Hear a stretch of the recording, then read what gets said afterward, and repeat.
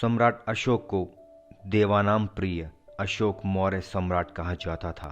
देवानाम प्रिय का अर्थ देवताओं का प्रिय।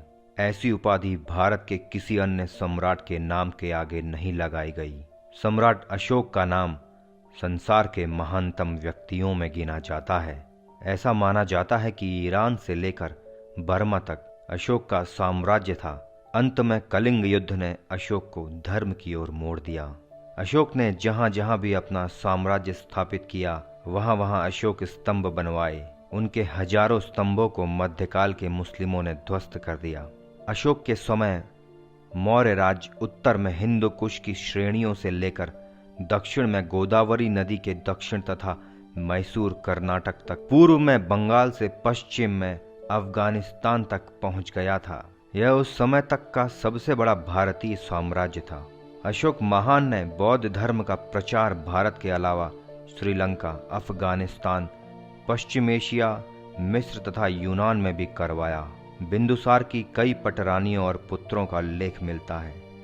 उनमें से अशोक का सबसे बड़ा भाई सुसीम था। तिष्य अशोक का सहोदर भाई और सबसे छोटा था। शामक अशोक का भाई नहीं था। कहते हैं कि भाइयों के साथ गृह युद्ध के बाद अशोक को राजगद्दी मिली थी। दोस्तों, आज हम बात करेंगे महान अशोक के जीवन से जुड़े हुए उनके 9 रहस्यमय रत्नों के बारे में। 9 रत्न रखने की परंपरा की शुरुआत सम्राट अशोक और उज्जैन सम्राट प्रथम राजा विक्रमादित्य से मानी जाती है। उनके ही अनुसार बाद के राजाओं ने भी इस परंपरा को निभाया। अकबर ने अपने दरबार में 9 रत्नों की नियुक्ति सम्राट अशोक के जीवन से प्रेरित होकर ही की थी। अकबर ने अशोक की लगभग सभी नीतियां अपनाई थी, जिसके चलते उन्हें महान घोषित किया गया। इतिहासकारों ने भी ऐसा किया। हालांकि अकबर ने किसी अन्य धर्म को अपनाने के बजाय खुद ही एक नया धर्म चलाने का प्रयास किया और वे उसके संस्थापक बन बैठे। कुछ लोग कहते हैं कि अशोक के साथ ऐसे 9 लोग थे जो उनको निर्देश देते थे, जिनके निर्देश और सहयोग के बल पर ही अशोक ने महान कार्यों को अंजाम दिया। ये 9 लोग कौन थे?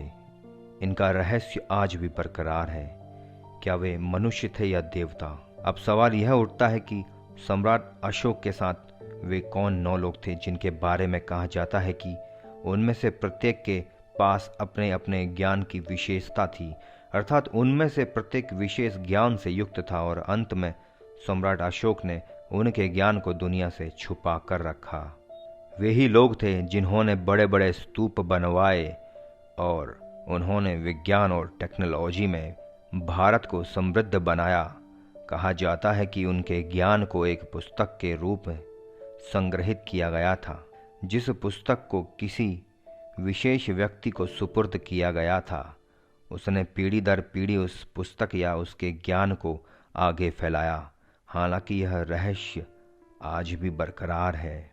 ऐसा माना जाता है कि सम्राट अशोक ने प्रमुख 9 लोगों की एक ऐसी संस्था बनाई हुई थी जिन्हें कभी सार्वजनिक तौर पर उपस्थित नहीं किया गया और उनके बारे में लोगों को कम ही जानकारी थी।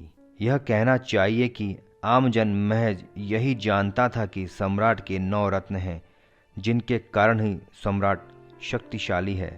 इन रहस्यमय 9 लोगों का कार्य ऐसी जानकारियों की विद्या को बचाकर रखना था जो अगर किसी के हाथ लग जाए तो सृष्टि का विनाश कर सकती है। बहुत से लोगों का मानना था कि सम्राट अशोक की यह रहस्यमय संस्था धरती पर मौजूद अन्य किसी भी संस्था से ज्यादा शक्तिशाली थी, जिसमें बेहतरीन वैज्ञानिक और विचारक भी शामिल थे।